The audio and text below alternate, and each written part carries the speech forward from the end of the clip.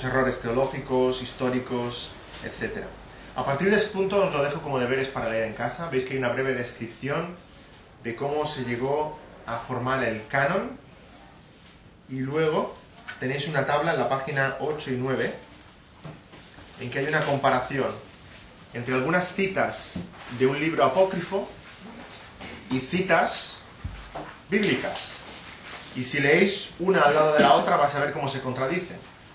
Esta es la primera razón por la cual esos libros no se incluyeron, porque contradicen el resto de la escritura, y la escritura no se contradice en sí misma, es perfecta, ¿sí? Por ejemplo, encontramos en el libro de los Macabeos pues, que hay oraciones a los muertos, por los muertos, cosa que no vemos en ningún sitio más en la escritura, ¿sí? Al contrario, dice Hebreos que está establecido para los hombres que mueran una sola vez, y después de esto, el juicio. Ya no hay opción para los muertos de orar por ellos o de conseguir algo por ellos. No, hay esta vida, y después de esta vida el juicio. La adoración a los ángeles se encuentra en Tobías, pero en cambio el resto de la escritura vemos lo contrario. Los ángeles no dejan ser adorados. El tema de María como mediadora, redentora, se toma más del libro de Judith, pero aquí vemos palabras de María cuando vemos que es exactamente lo contrario.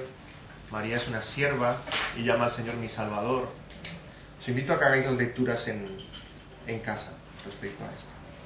Entonces llegamos a otra pregunta, y ahora os voy a hacer leer más porque vamos a ir leyendo versículos todos. Podemos empezar por la mesa del fondo, allí donde está Abel, y así, leeremos un versículo cada uno. Y la primera pregunta que nos hacemos es: ¿por qué necesitamos la Biblia? Si puedes leer, Abel, Salmo 19. Ah, no sé cuándo hay que empezar.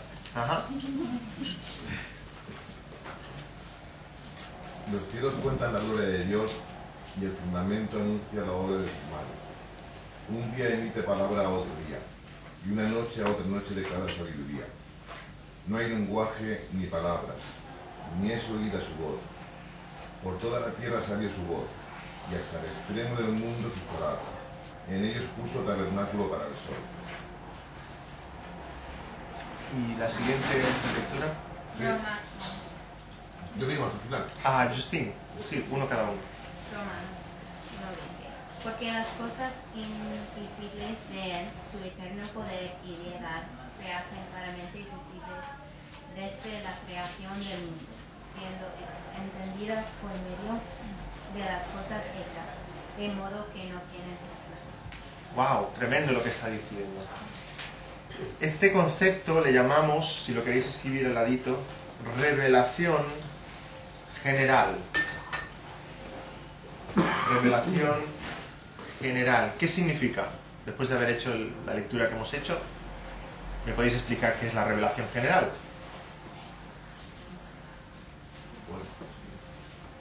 Adelante. Nadie valiente. tendrá excusa en el juicio de Dios que no conoció a Dios.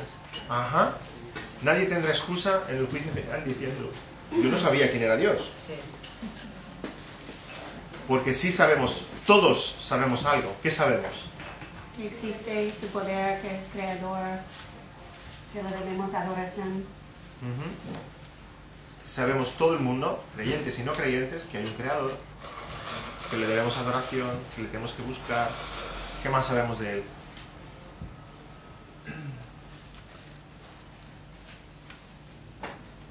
Podéis mirar la chuletilla, podéis ver Le eso. debemos adorar, temerle. Temerle.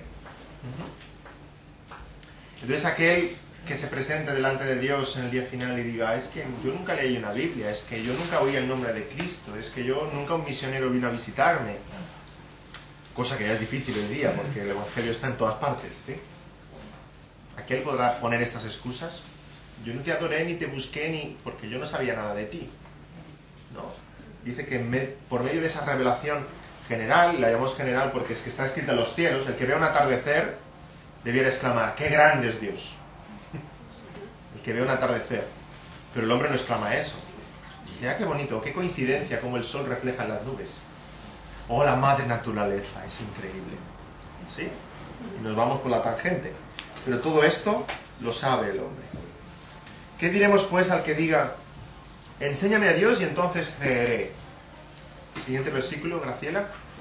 Dice, en las edades pasadas Él ha dejado a todas las gentes andar en sus propios caminos. Si bien nos dejó a sí mismo sin testimonio, haciendo bien, dándonos lluvias del cielo y tiempos fructíferos, llenando de sustento y de alegría nuestros corazones. Ajá. Lo bueno de esta vida nos ha de hacer pensar que bueno es Dios. Pero vemos que la gente piensa exactamente al revés. Lo malo de esta vida les hace pensar, si Dios existiera, ¿sí? Pero en realidad lo bueno de esta vida, el sustento, las lluvias, la alegría, lo bueno de esta vida nos ha de hacer pensar, qué bueno es Dios, que nos da, en su bondad nos da todo esto. Y lo malo de esta vida deberíamos pensar, qué malo es el hombre. Pero el no creyente piensa al revés. Cuando pasa algo malo, si Dios existiera, se ha olvidado de nosotros. Si Dios es bueno, no habrían tantas guerras. Y cuando pasa algo bueno, dice, qué suerte. Exactamente al revés de como dice la palabra. Entonces, después de todo esto, cualquiera puede ser salvo, ¿no? Uno puede subir a una montaña, contemplar el amanecer y los pajarillos cantando y decir, creo en Dios, voy al cielo. ¿Puede uno ser salvo por esa revelación general que vemos en la naturaleza, que vemos en las cosas buenas de la vida? Contestar, convencidos, no pasa nada. No, no, porque esa revelación general nos habla de Cristo, de la cruz. No, no es suficiente. Sí es suficiente para no tener excusa. Porque lo que ya sé de Dios, yo no respondo de acorde a aquello. No tengo excusa delante del juicio. Pero no es suficiente para salvarme. Porque si fuera suficiente, pues se acabó la iglesia, vámonos todos a descansar. En vez de invitar a la gente a la iglesia, les invitamos a que vayan a la playa o a la montaña, a que vean la naturaleza y la revelación de Dios. No es suficiente para ser salvo. Por tanto, además de la revelación general, necesitamos una revelación específica, una revelación concreta, ¿sí? Aunque vemos en esta revelación general, como decíamos antes, que no hay quien no conozca de Dios. O sea, realmente no hay ateos. No hay ateos. Aquel que te diga, yo es que soy ateo. No, tú dices que eres ateo. Pero no hay ateos. En lo más profundo del corazón de cada uno, sabe que hay Dios, pero aquel conocimiento lo quiere cubrir, lo quiere negar, no le conviene. Pero sabe que hay Dios porque es evidente. ¿Alguien puede leer Romanos 1:21? Amén. Pues habiendo conocido a Dios, no lo glorificaron como a Dios, ni le dieron gracias, sino que se envanecieron en sus razonamientos, y su necio corazón fue entenebrecido. Sí, tremendo lo que está escribiendo Pablo. No dice, pobrecitos, no conocieron a Dios y entonces se envanecieron en sus razonamientos. No, dice, habiendo conocido a Dios, saben que hay un Dios y que lo han de adorar, y sin embargo, ¿qué hacen?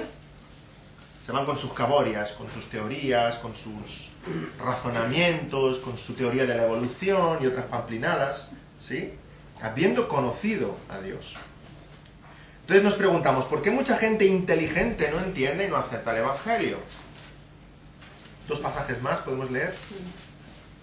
Pues ya que en la sabiduría de Dios el mundo no conoció a Dios mediante la sabiduría, agradó a Dios salvar a los creyentes por la locura de la predicación.